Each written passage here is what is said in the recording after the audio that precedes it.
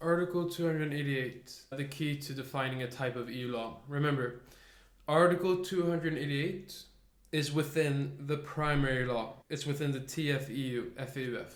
However, it is describing all of the parts of secondary law. If I've understood correctly, if anyone wants to correct me with where case law falls into this, but I'm pretty certain that case laws fall into a different category. You could probably call it a third category, but not really, because the EU can get a bit confusing when you try to say that the courts don't have as much power as the other institutions. You have, I'll just read it out. To exercise the union's competence, the institutions shall adopt regulations, directives, decisions, recommendations, and opinions. A regulation shall have general application. It shall be binding in its entirety and directly applicable in all member states. A directive shall be binding as to the result to be achieved upon each member state to which it is addressed, but shall leave the national authorities the choice of form and methods. And then you have a decision shall be binding in its entirety. A decision which specifies those to whom it is addressed shall be binding only to them. And then recommendations and opinions shall have no binding force. However, if you look at generis, or generis, I don't know if it's French, it's probably Latin. Unique act, uncommon but relevant, came up in the Erta case. This becomes the unofficial fourth legal act provided through case law implementation concerning when recommendations can have a binding effect. I'm going to go into another video. Into the different case laws. So if you're wondering what this Erta case law is about, now's not the time. But the main thing you need to know is just that the regulation is totally up to the EU with how they set it up. And it's usually when the Commission has the most power. But it's also when the EU as a whole has the most power. Because remember, the body of text from a regulation has to be the same for every nation. However, a directive is exactly as the name implies. It still is binding, but its function is directive. Meaning, you have something that regulates and something directs. And then in Sweden, you call it a förordning and a directive. Now, I am of a Persian diaspora. Förordning is one of the most confusing words I've had to hear in my life.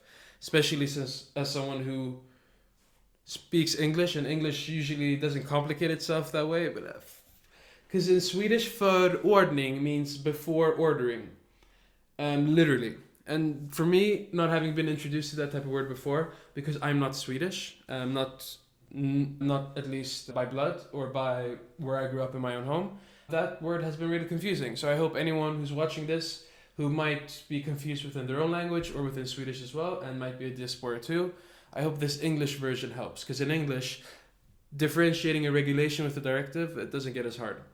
And now, moving on to decisions. Decisions are just things that are made specifically within specific topics. Can have all countries, can have some countries. Directive doesn't have to have every country, it can have some as well. But remember, if it does have some nations but not others, it's probably because those nations don't need to care about this. It's not going to make a difference. It's not because they're playing favorites or non-favorites. A recommendation usually isn't binding, but it can have a binding act if you use a teleological approach and the målstolkning, and you think about what the recommendation might in some case apply to, then it still might be binding, because if it isn't followed and thereby the end goals are not reached, then it needs to be followed, then it becomes binding. But that's very specific, it's circumstantial. That's it, and then I'm just going to follow my own. This was my distinction before between nominal versus procedural classification. What we just went through was the nominal part. This is the nominal. Meaning, nominal means naming, right? It is about how you name something, meaning categorizing it. Procedural classification, as the name entails, is about the process of creating the thing in which we're going to categorize. Which is even more confusing, because why the hell does it feel like this is the order, when technically this could also be the order, depending on how you choose to look at it. Processes and how you sort of want to make sense of things. like, the way I could explain why both of these could be true, it depends on what you're asking yourself. Are you asking yourself, how are we going to bind ourselves to the institution's sovereignties? Or the institution's sovereignty, or rather supranational relation to other sovereignties? Then you're probably going to start with the procedural as the first step, and then you move on to the second part. But then you might have a question where you have to look into, do I need this to be compromising or not? Should it be directive or regulating? Or is this just a recommendation or a decision?